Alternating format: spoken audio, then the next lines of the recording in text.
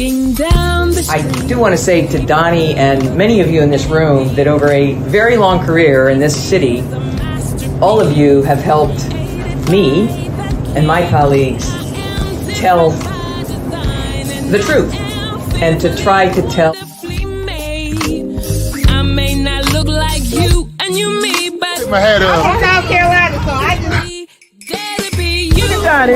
What does this event mean to you, Miss Peggy Morris? Oh, my heart, Happy 20th anniversary.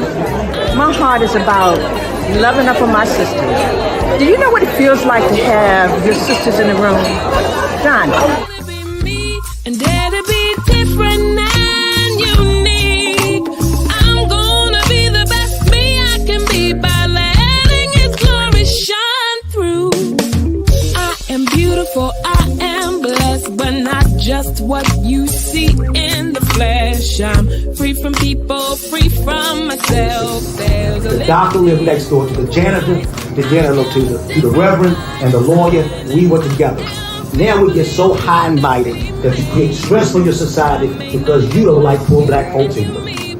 That's a health problem.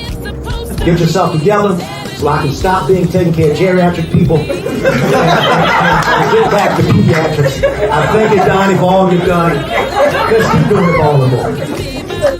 letting His glory shine through. Dare to be you, dare to be me, dare to be different and unique. I'm gonna be the best me I can be by letting His glory shine through.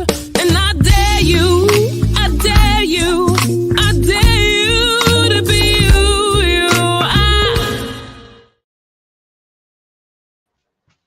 First name's Doni, last name's Glover. Entered to win it for the long haul, baby. It's a beautiful day in the neighborhood. Thank goodness. My goodness, did you see the rain?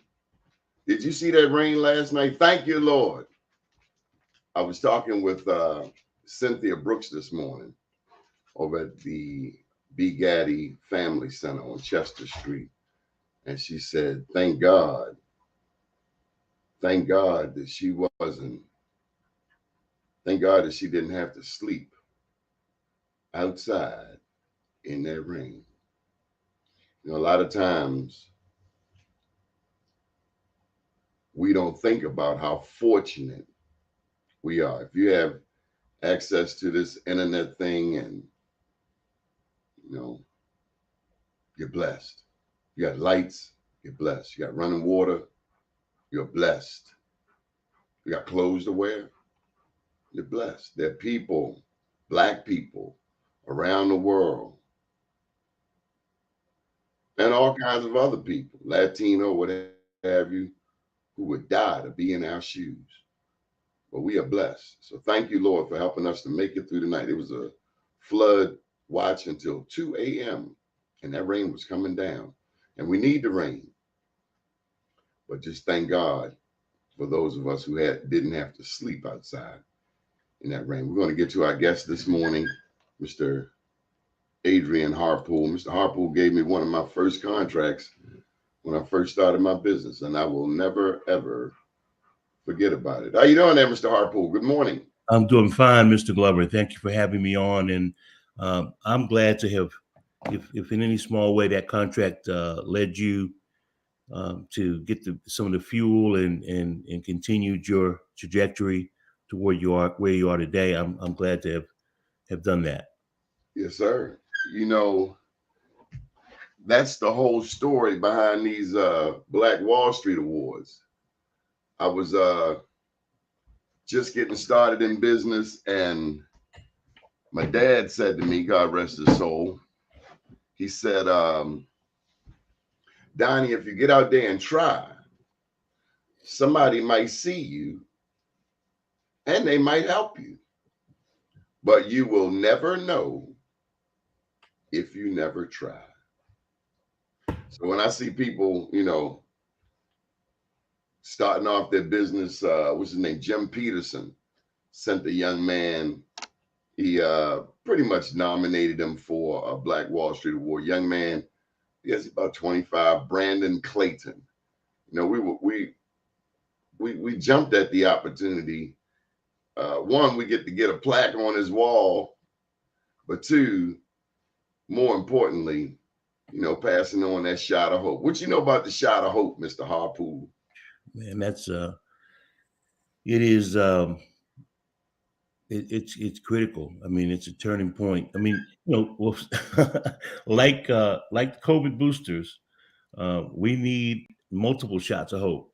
There are all kinds of times when we need that extra boost because we're not always able to sustain ourselves, mentally, spiritually, or whatever, through some of the trials that we have on our own, and so those, I would say, incremental shots of boosts of hope, or shots of hope, is what keeps us going. Let's put it that way. Being an entrepreneur is no easy route. I think in my 21 years there, about 4 times, I was like, man, maybe I should just go get a 9 to 5. And my God, trying to maintain a relationship. Woo! You can't relate to that, can you?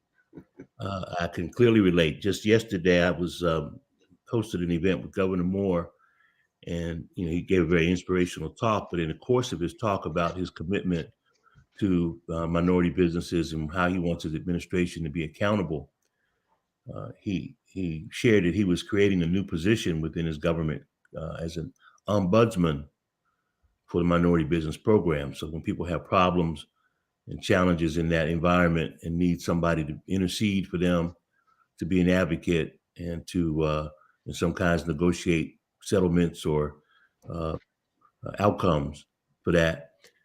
He mentioned that, and someone said to me immediately after, "Hey, that sounds like you. Sounds like a job you ought to get." And for a brief moment, I thought, I wonder what that pays. but I didn't allow that moment to last long. Where does that, first of all, I want to acknowledge your son there, Ian Harpool of Black Wall Street honoree, but more importantly, a fine young man. Indeed. Who I see from time to time in the community. I think I saw him on a scooter the last time I saw him, but getting it done. No, I know. Maybe I saw him come through the community, but maybe the last time I saw him was at the press conference we had that we covered at Billy Murphy's office. He had his gear with him, his recording gear. So shout out to your son, Ian. Good morning, Ian. But tell me about that entrepreneurial journey. How long have you been in business for yourself? I remember 21st Century Group. I remember you had the anti-smoking campaign. That was the first. That was a definite milestone. I mean, 2002, I think that might have been. Yeah, it was. And to get a $14 million contract at that stage in our business was pretty substantial with the state health department. And that was also under an administration that was favorable to us, that Glenn Denning administration. It didn't last long, though, I have to say, but nonetheless.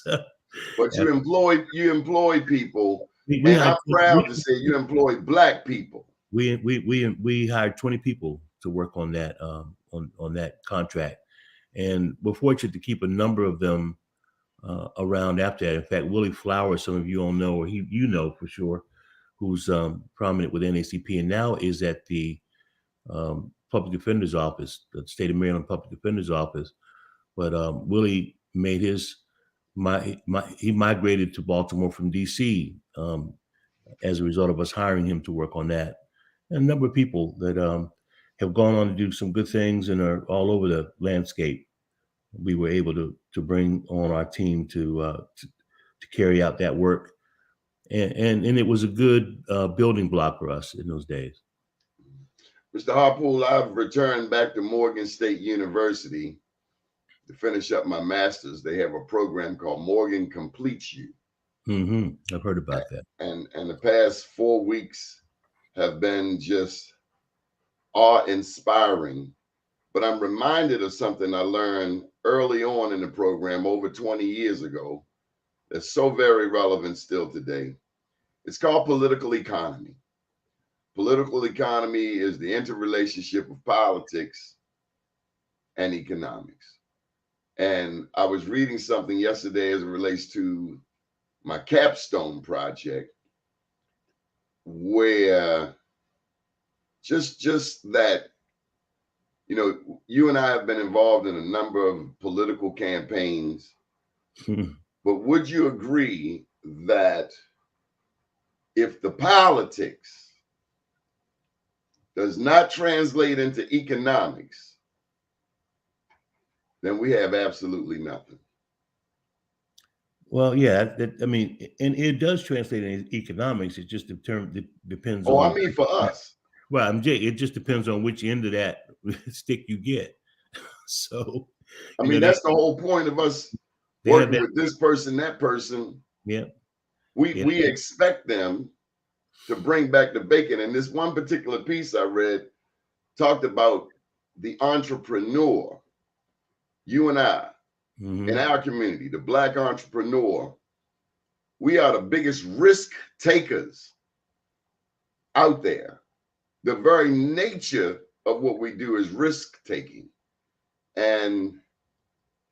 But it also, as challenging as it is, there's a certain liberation. There's a certain freedom that comes with that. Indeed. Yesterday evening, as we were debriefing on this event yesterday, we had with 400 plus people at Bowie, and we have a similar event coming up in October 24th. I'll be sure to send information to you to share with your audience about that. It'll be at Coppin State, because we were very intentional in hosting these events at HBCUs. But debriefing from that event yesterday, someone asked me about this entrepreneurial thing, and they said, oh, well, you get to call your own shots, set your own schedule, all that sort of stuff. And I told them that comes at an expense, of course, because the same token, unlike some of those folks listening right now who have a job that does a direct deposit, back in the day, used to give you checks, right? You get a check on your desk when you came into work. It's been 40 years since I knew about that, but 40? About 40, yeah. Whoa. Yeah, but you get, people get the check on the desk and then you go cash your check, and now it's direct deposit. So, for some people, every 2 weeks, they just look at their bank account or check their online banking and see that their deposit's been made. In this entrepreneurial space, that is not necessarily the case. In fact, I have someone teasing the other day, was like, oh, yeah, it's Friday. Yeah, it's Friday. I'm like, Friday doesn't mean anything other than me that it's the day after Thursday and the day before Saturday. Because my week doesn't always end on Friday, my work week. And certainly I don't anticipate any particular change in my financial, my financial wherewithal, my financial situation, based on the fact that it's Friday. Sometimes it's very coincidental that there will be a check run, or there'll be a deposit that shows up on a Friday, but that's only coincidental. So a check could come 3 o'clock in the morning, an electronic transfer on a Wednesday or Tuesday, seldom on a Saturday or Sunday. But I guess my point is it's a definite kind of journey that one, as you said earlier, it's not for the weak. You have to have a constitution that will allow you to I won't say suffer that, but certainly to digest that medicine in heavy doses, and certainly there are occasions when one says, man, it would be nice to have something where every 2 weeks, especially during COVID, when people didn't even have to go to the office. A lot of them were just at home doing what we're doing now, Zooming and doing whatever they did, remodeling their kitchens and, writing their next great novel, or studying yoga, whatever else it is, on their employer's time, or in some cases on the government's time.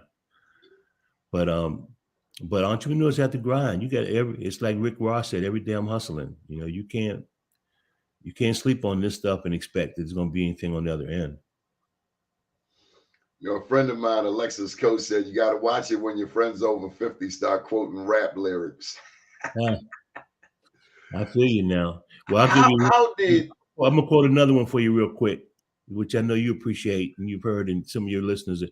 But they said everybody in your circle ain't in your corner.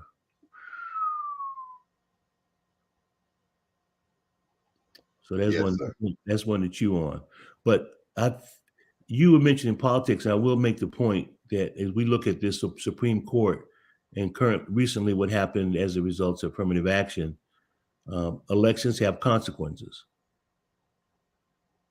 and so we need to be mindful of that, because the people we elect, as you said earlier about people bringing home the bacon or doing any of that kind of stuff, you know, elections have consequences. So we have to be really mindful about the people we elect, because, you know, their orientation, their mindset, their background will say a lot about what they can deliver or will deliver.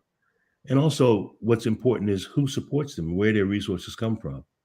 We know about a lot of campaigns where people are heavily supported by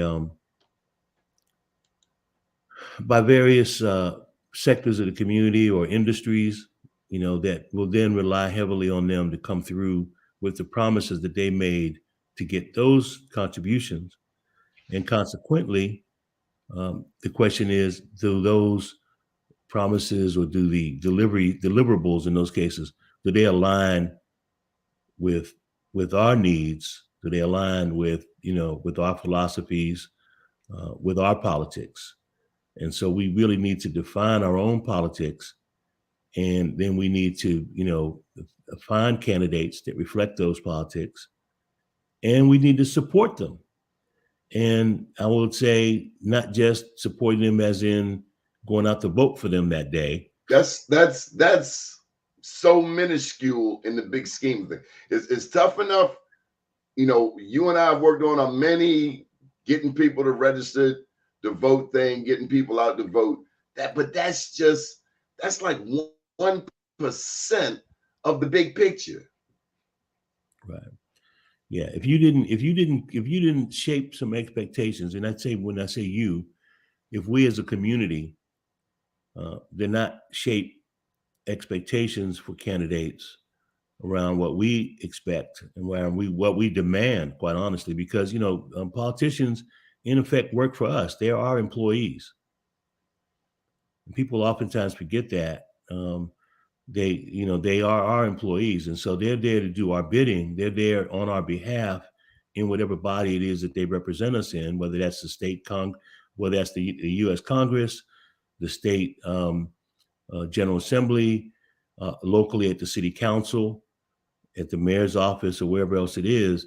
They're there to do our bidding. They're there because we put them there to carry out, to establish and move policies, to create programs, to fund or to allocate funds for specific things that are related to the interests that our community has. And if we are not doing that, then it's on us. You know, and I'll liken that for some of those of you who are there, those of your listeners that are entrepreneurs.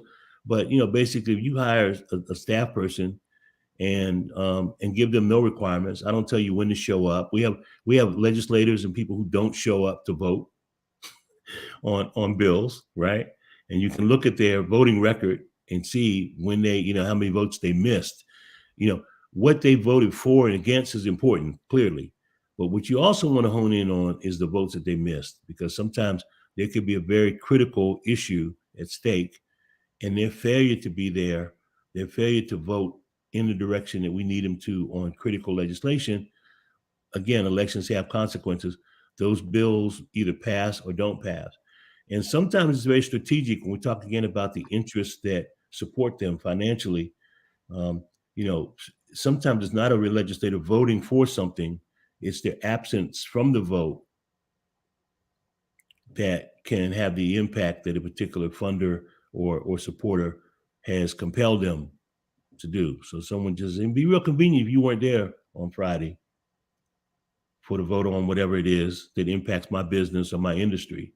And sometimes that's easier for a legislator to deliver than to show up for the vote and then vote for or against something that, again, may go afoul or not in alignment with their community's interests. So this voting stuff is this election stuff is real. It's real stuff. It's not, this ain't video games. This is it ain't Minecraft or what are some of those other games that they have that I don't really know about, but it's not one of those things. It's the real deal. And as a result of what, again, happens in those settings, in those council meetings, in those General Assembly meetings or committee meetings, in the mayor's office, in the governor's office, what happens there affects us immensely. Mr. Harpool, can you briefly take me back to the day you became an entrepreneur? That's probably 8 or 9, less than that, maybe, I suppose. Was it a paper route? I didn't do the paper route thing. I do at one point later on. I had one for a brief time with somebody. I shared one with somebody else, and I realized they weren't doing their share of the delivery, and so we weren't making money. So I stopped that partnership. I started out initially going door to door with my neighbors with something that was way ahead of its time. And I say that because, when people laughed when I came to them, and then a couple of people, a couple of them humored me and gave me some little small token just for showing my guts, right? But what I was selling was what I called pet insurance. And so I had neighbors in my neighborhood who had dogs and had cats. And I did not. And so basically what I agreed to do was that if you die, I will take your dog or your cat and keep it for you, feed it, walk it, do whatever. Or if you get sick and you can't walk your dog, I'll come and walk your dog, or I will come and feed your dog or your cat. and at 8 years old, I thought that was something that, because we had some elderly people in my community, and I was like, hey, these people are going to die or something. And they love Fido to death. They really love, Frisky or whatever the cat's name is. And I think that they probably want to know what would happen if if something happens to them. And it may have actually been an incident that happened maybe with one of the neighbors who did pass. And as a result, there was some question about what was going to happen to their pet. So I thought, hey, this makes sense. And I went door to door in my neighborhood, asking people, trying to get them to buy pet insurance. And had a few of them just said, oh, what, boy, you something else, is what they said. But boy, you something else, and some of them gave me back in those days, someone give you a quarter or something was really, was money. Because we used to hustle money at the supermarket, just carrying people's bags, to the car. But wait, who put that in you? Mom, dad, grandma? I had an aunt actually who I think really inspired me more toward entrepreneurship, because she was the ultimate entrepreneur. This sister, she was ancient when I was born. She was my great aunt, and she had worked for, quote unquote, back those days, worked for white folks, and she worked for some judges and people like that. She was a housekeeper or whatever with them. And when she got too old to do that, she came home. Right. And she maintained relationships with those people. And so back in those days, people didn't go to laundry. They didn't go to dry cleaners as frequently as they did now. Then professional men had their shirts laundered. And so my aunt had created a laundry service at her home. And these doctors and lawyers would come, or their wives would come weekly and drop off their laundry. Mainly just shirts. Wasn't their underwear and stuff, but they would, would bring their husband's shirts or their shirts, and she would wash them and she would iron them. Wash and starch, and that was a big thing. The starch was the important element. Starch them, and then she would press them and fold them very, meticulously, and have them waiting for them when they came to pick them up several days later. That's a key element of Black Wall Street. That's a basic fundamental building block of Black Wall Street right there. Yep. So she did that. In addition to that, she had a very vast garden of all kinds of fruits and vegetables. I mean, peaches and apples. She had white and yellow grapes. I mean, white and red grapes, and cabbage and collards and all kinds of stuff like that. So she grew that stuff and used as much as she wanted to, but other people, neighbors, would come and buy stuff from her.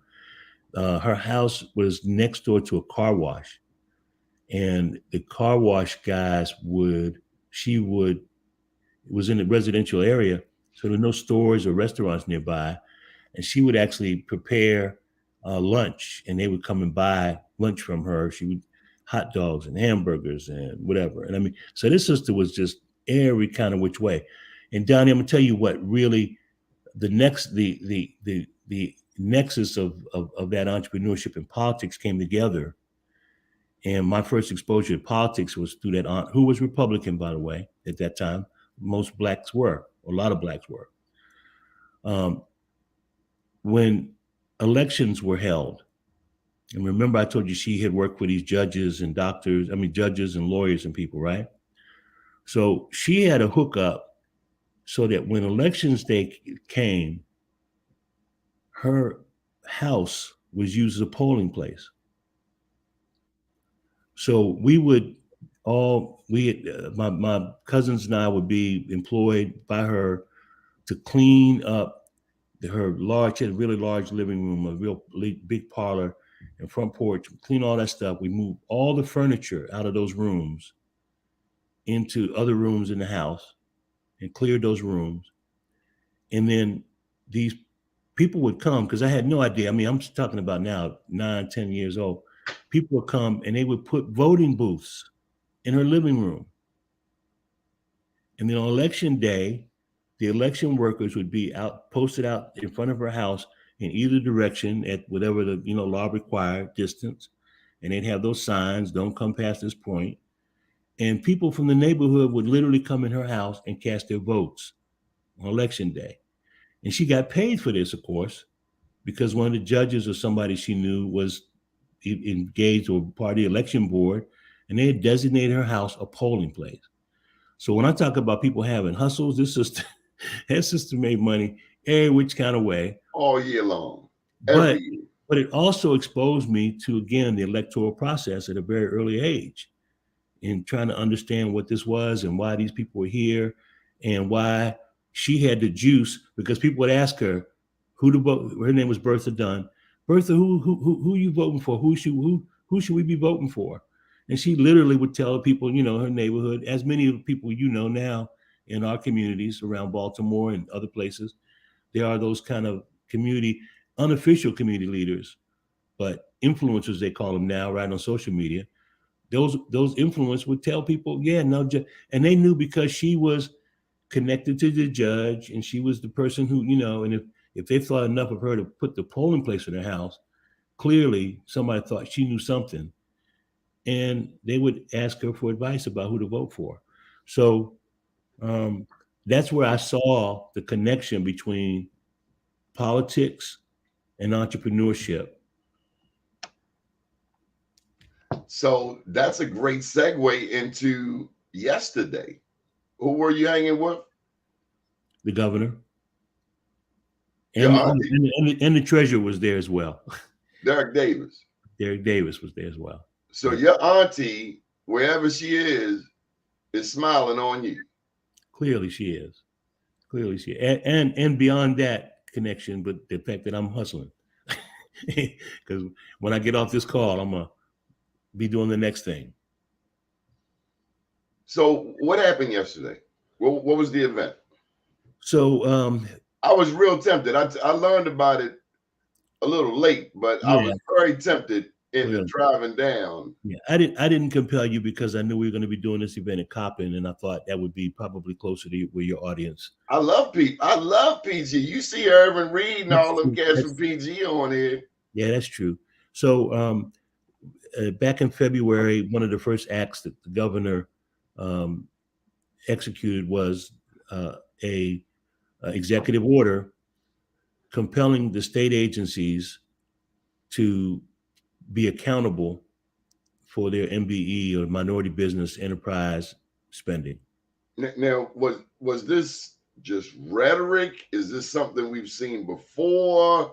Is some teeth in this? Well, there's teeth in it. That's why I mentioned earlier that he's creating a position for an ombudsman to really get in there and be available, so that people who have challenges can have somebody to advocate on their behalf. But the point I was making is that, so he, he's repeatedly talked about this, and he says, when you have a goal, and if you were serious about a goal, then you behave in a certain way.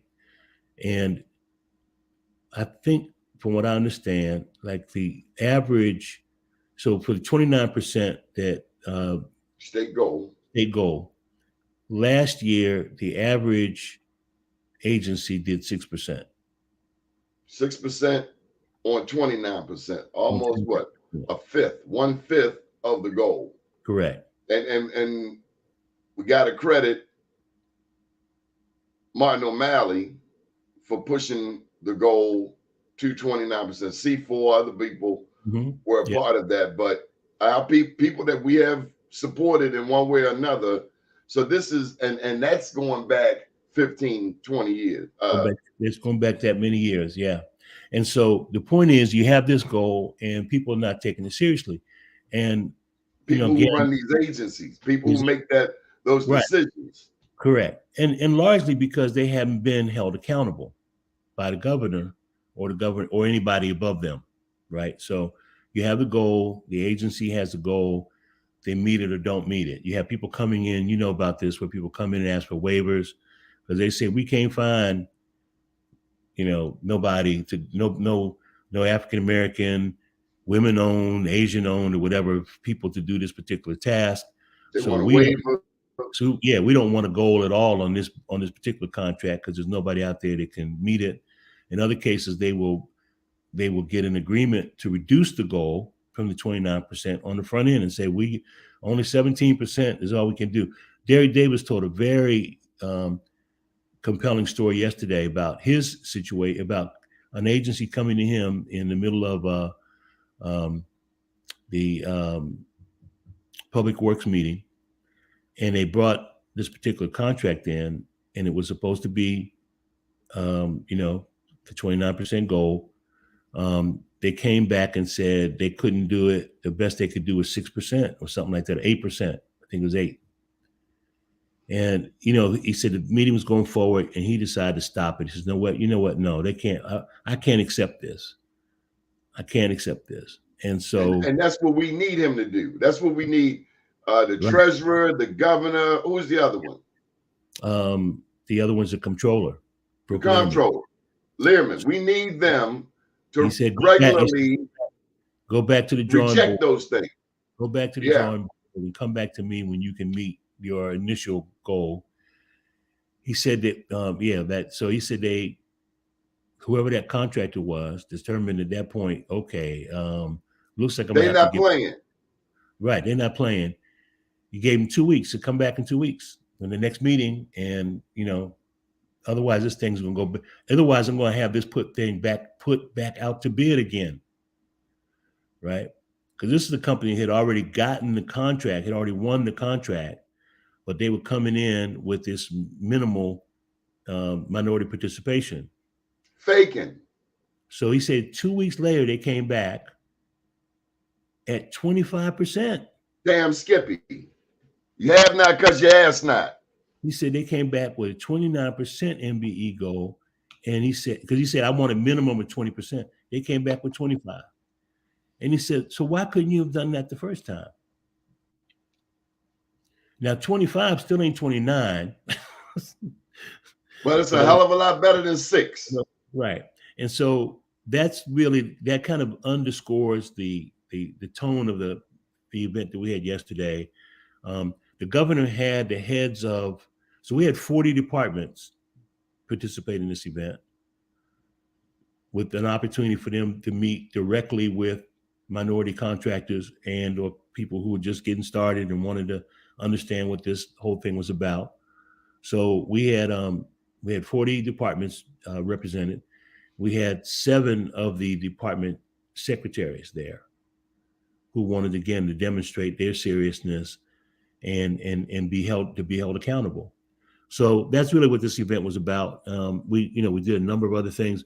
The very dynamic aspect and presentation of this, which will be even expanded for Coppin, was around using AI in preparing bids for government contracts. So there's a brother named Julius Weems, who's a consultant and has been involved working with major Fortune 500 companies around AI. And one of the things that we talked about in that setting, and it's almost embarrassing the number of people who opted out of that particular workshop to do something else because they were intimidated, maybe? Intimidated. That was it. Are you afraid of AI? And some people said, oh, that's white people stuff, or that's what. And the reality of it is that man, AI, you kidding me? You kidding me? Well, one of the things he brought up, and it was an illustration he used, which was really very effective. He said, he asked people to raise their hands. How many of you have said when you were young that you'd never get in the car with a stranger? Right. Now, Baltimore's we may be a little bit different because we all know about hacks, right? So people will be just, right, whoever will stop and get me. But anyway, he said, a lot of people raised their hands. And he said, so how many of you have an Uber app? Whole room. And so he said, so you changed your mind about that. At some junction. And that's all the AI does. That's one of the integrations of AI. We use AI on a lot of different things. We are GPS, all those kinds. So we already use it. Oh, how about this? They already using AI on us. Right. Yeah, of course. And that's the point. So the point is, if we don't embrace this and we don't leverage the power of this stuff, we're going to be left behind. It's going to be like, still having a landline phone when everybody else has got cell phones. And this is not just Black people. This is all people. All people. But they very deliberately, this event, and this was not minority as in, we didn't have, and I have some really very good and close Latino friends and business partners, actually. And one of them is a little pissed off with me right now. We did not invite Latino businesses. We did not invite Asian businesses. We did not invite women businesses that were not African-American owned. This was about Black business. We salute you, Mr. Harpool. Unapologetically so, sir. We always accommodating somebody else. My ancestors broke their necks. Right. Broke their necks, busted their butts. We always looking out for somebody else. Charity starts at home.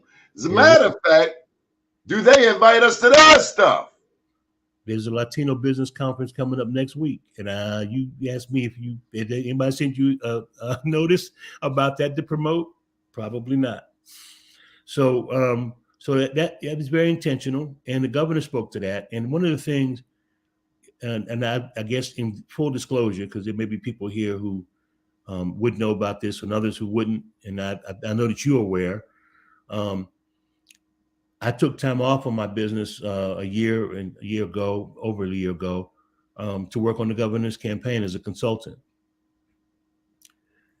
And I ain't drink no Kool-Aid, so and all that. But and I didn't come quickly. It took me 5 months to decide to work with him, with a number of people trying to influence my decision. But I did, and I'm glad that I did. But one of the things that allowed me to do that or enabled me to do that was I requested a one-on-one meeting with him prior to making a decision, because I didn't feel like I really knew him well enough to commit myself or my brand, if you will, to his campaign. And in that conversation, I asked him, I said, are you willing to run on the platform of being Maryland's first Black governor? And he said, of course I am. I said, no, I don't mean of course. I mean, are you really willing to do that? And I said, because I've been in 2 of these dances previously with African-American candidates who were, gubernatorial candidates, and one of them had some of your credentials, which was a Rhodes Scholar. We know who that was. The other one was a Iraq or a Middle East war veteran, which you are, and those are two things that you tout. But neither of them, in my recollection, in any of their campaign speeches or rhetoric or material, said anything about wanting to be noted that they wanted to be a candidate that was running to be the first Black governor. And he said, you have my assurance about that. And so I will tell you that when this legislation, what does that mean to you? Do you mean are you suggesting that not just Black on, not using Blackness, mm-hmm, right, usurping Blackness for the camera, but really Black? Right. Well, that's what I'm saying. Black. I'm gonna go further than that. Blackity black, right? Because let's be honest. I mean, I was there. I saw Jesse Jackson's photo. I saw the camera panning on him on election night when Barack Obama was elected. Jesse standing there in Chicago, in Grant Park, in tears. It's an iconic vision, right?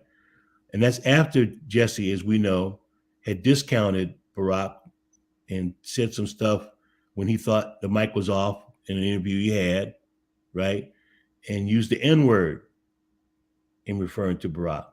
And I'm also will disclose that I was a member of Jesse Jackson's campaign staff when he ran the first time in '84, along with Donna Brazile and some of the other folks there that now many are very notable because they wanted to continue to do that work. That wasn't what I chose to do. But my point is, we were all proud when Barack got elected, and many of us stood out in the freezing cold to see it, and then the freezing cold the second time to see it, right? But Barack Obama, while everybody will say and note that he was the first Black president, his policies and programs did not deliberately, unapologetically reflect that. And so we had him in the White House for 8 years, and HBCUs did not get fully funded. Marijuana did not get legalized. Criminal records did not get expunged. He did not even, to my recollection, do a mass clemency, right? Which almost every president that I've known. Trump ready to forgive himself. Right. That's right.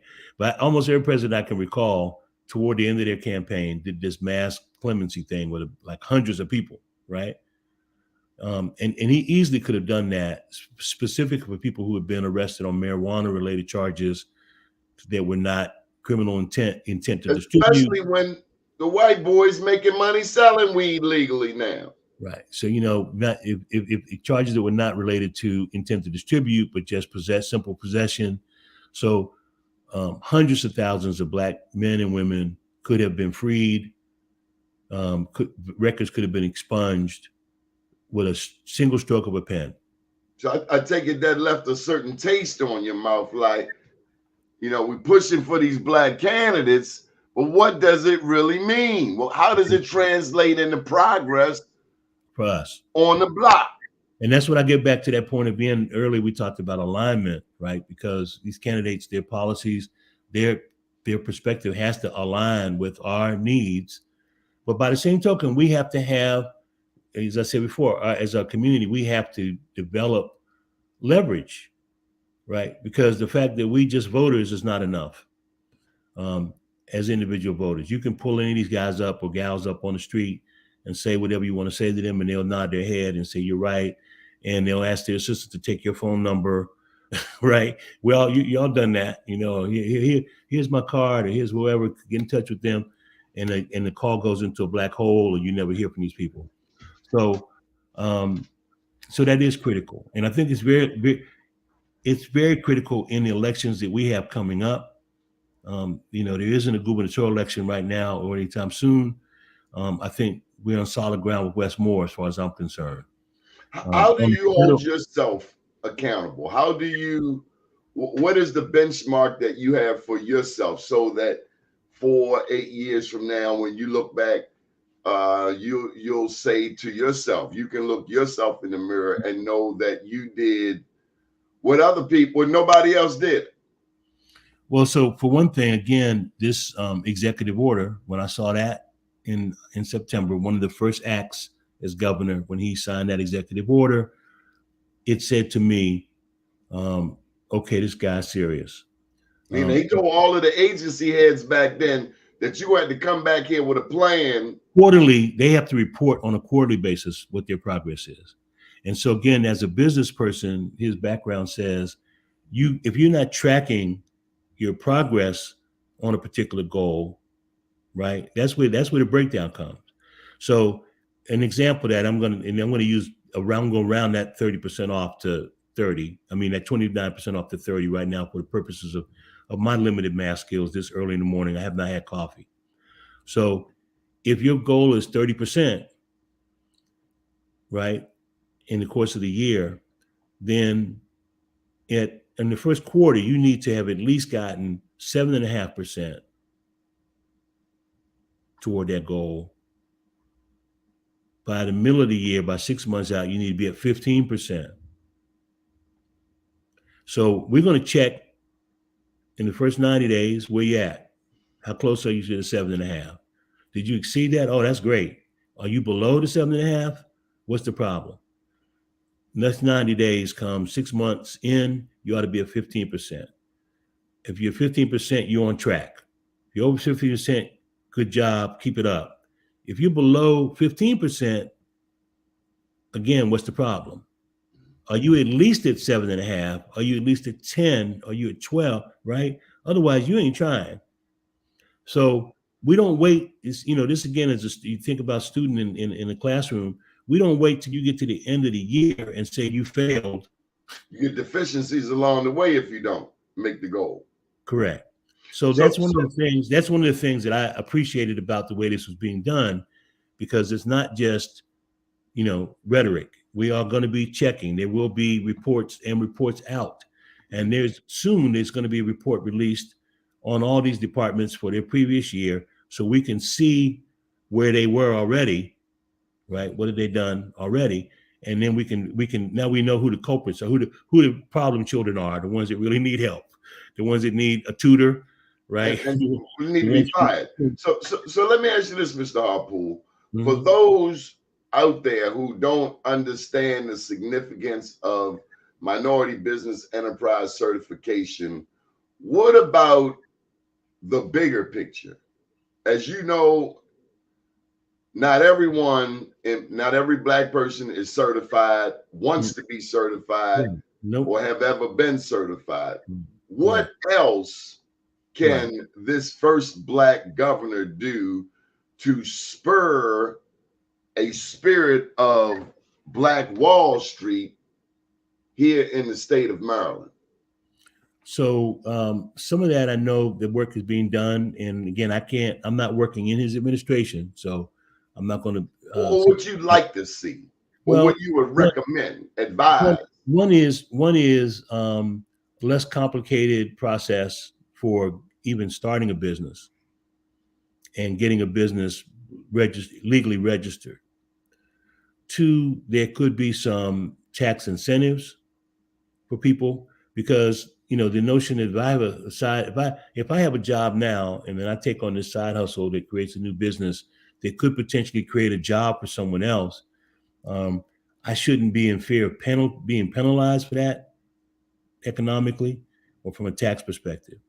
The other is and I'm going to have this conversation with the brother, to be honest with you, but when George Floyd was killed, and I'm going to say it like that, now he died, he was killed, we all saw it. When George Floyd was killed, there were a myriad of major corporations around the country.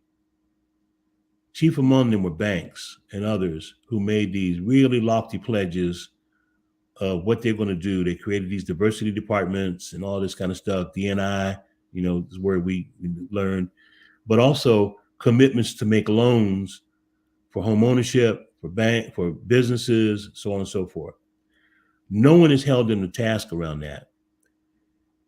And in fact, a few days ago, and I need to go back and see where that was, but there was about maybe last week this time, or last week Thursday, I heard a very disclosive interview on NPR with a person who was raising that issue and had done a study to show how little of that money is actually ever materialized. Same thing with Freddie Gray. We watch people come on television collecting a lot of money, and I live here in Sandtown. Mm-hmm. We didn't see a drop. Right. So Black people asking the governor to create some accountability, and again, this isn't asking him to do something that they didn't already say they were going to do. It's a question of saying, XYZ bank, XYZ company, will you be accountable, right? Because the commitments that you made have the potential of raising the economic state in our community and in our state. One of the things he brought up yesterday, and again, this was not supposed to be a show to, promote Wes Moore, because trust me, he's got his own vehicle to do that, and he asked me to do that. He did ask. But we are not going to get your translation right elsewhere. That's the beauty. So this event we did yesterday was an outgrowth of a conversation I had with him. That he signed that thing on a Wednesday, I think it was. I saw him in church at New Shiloh on Sunday, that following Sunday in February. And he said to me, he said, Brother Harpool, I need your help with really helping, getting people to know I'm serious about this, getting the entrepreneurial community engaged and really focused on this, because I can hold these agencies accountable, but I can't press them to make contracts that people don't bid on. So we do have to be in that MBE sphere, that MBE universe. But I want to take you back. The question is, what else can he do? So that's one of them. And one of the things was brought up yesterday was about the wealth gap between blacks and whites, and white families or white people are 8 times wealthier than black folks in Maryland. Starting with home ownership. Home ownership is a big one. And again, this entrepreneurial business thing is important too, because we're all going to hit a glass ceiling at some point. We're all going to hit the tipping point in terms of what we can earn as an hourly wage worker. And particularly in an environment that does not, Maryland is a right to work state, right? So we're not necessarily even, unions are not even a big thing here as they were at one time. So the average, worker who is not in a unionized environment has their wages suppressed. We're struggling to get the minimum wage increased, right? And then let alone a living wage.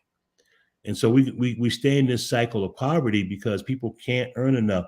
A hardworking person that you see out there on the bus stop at 5 a.m, taking 2 buses to get to work, 2 buses to get home, has a half-hour lunch, brought their lunch, doing everything they can to economize and save, still can't make it. And so when oftentimes in American history, our white counterparts get the Homestead Act, you get this type of governmental welfare. I mean, he brought up the GI Bill yesterday in that same regard. So point I'm making is that entrepreneurship, that on-ramp to entrepreneurship, does have the potential, one, to raise the individual's income, right? And then not only that, but if they're successful in creating an enterprise that will employ others, now they're bringing other people along with them. Okay. And that's why I'm on this entrepreneurship train. Okay, we got 5 minutes, and I gotta ask you, before you go, this event was held at Bowie State, first HBCU in the state of Maryland, which actually started here in Baltimore, in Prince George's County, yes, which we have historically referred to as the wealthiest black jurisdiction, not only here in the state of Maryland, but quite possibly in the country. Mm-hmm. I know that Angela also Brooks was present. I know that Angela also Brooks, she didn't come. She didn't come. Well, I'm not gonna put it that way. She did not attend. So whatever, you know. Well, and I'm just saying she's running for U.S. Senate. Correct. This is a huge event. Correct. This is an unprecedented event. Yes. So now I'm questioning if this young lady understands the significance of MBE / black business to the black agenda of the 30% of the people in the state of Maryland who, along with Baltimore and greater Baltimore, can sway any election. Now I'm concerned. Now I'm seriously concerned. This is in her county? I'm not aware of what other obligations she may have had for yesterday morning. So I'm seriously concerned because this is something you noted, that this governor is looking for ways not to be the norm. Because you know, and I know, we don't have to say names, there have been blacks in statewide position who said, I'm not black. That wasn't the case with Governor Moore. But we have heard people in the past say, I'm not black. Like that Tiger Woods thing, I'm Eurasian, black Asian, or whatever. Now I'm concerned, Mr. Harpool. I'm seriously concerned. There is a U.S. Senate race May 14th. I am perplexed. I duly noted. If you're not talking about black business and you want to be a black statewide candidate, well, perhaps her schedule will allow her to participate in the one that we have coming in. Mr. Harpool, if anything I've heard from you, I've heard a focus on time, that we don't have a lot of time. The urgency. Any final thoughts, Mr. Harpool? Thank you so much for joining us this morning. I know you had a long day yesterday. Indeed. And you talking about going to the gym this morning. I commend you. Well, any final thoughts before we get out of here? Again, elections have consequences. So I'm encouraging your listeners, your viewers to get out and vote, but understand and know who you're voting for and know why you're voting for them. Damn, I'm just lost now. I could have sworn I heard she was there. Let me see. And okay, because it was the state's attorney was there. Aisha Braveboy, and she could very well be the next county executive. See, we had some questions about Prince George's County, just like we have questions about Baltimore. Always making sure that these two majority black jurisdictions keep MBE up front as very important. We hold the white boy accountable. We hold the black boy accountable. We hold everybody accountable for black business. Nobody gets a pass. True that. Go Ravens. Go Ravens. All right, Mr. Harpool. Big ups again to Ian. I'm so proud of you. Thank you for being patient with me. But this right here, you know, like you said, we got to know who we vote for. And big ups to your auntie. No doubt up in Paradise. She put the bug in you. You never told me that story before. We got something fresh today. How about that? Thank you again. Good morning, world. Take care. Yes, sir.